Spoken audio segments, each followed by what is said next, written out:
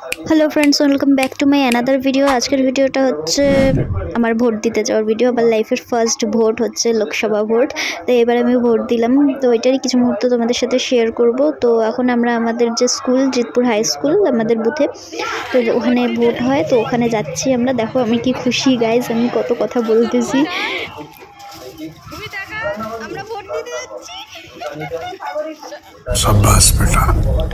তারপরে এই যে লাইনে এসে দাঁড়ায় গেলাম। আমরা গেছিলাম প্রায় বিকাল 4টা নাগাদ। তবুও দেখো এখানে কত ভিড়।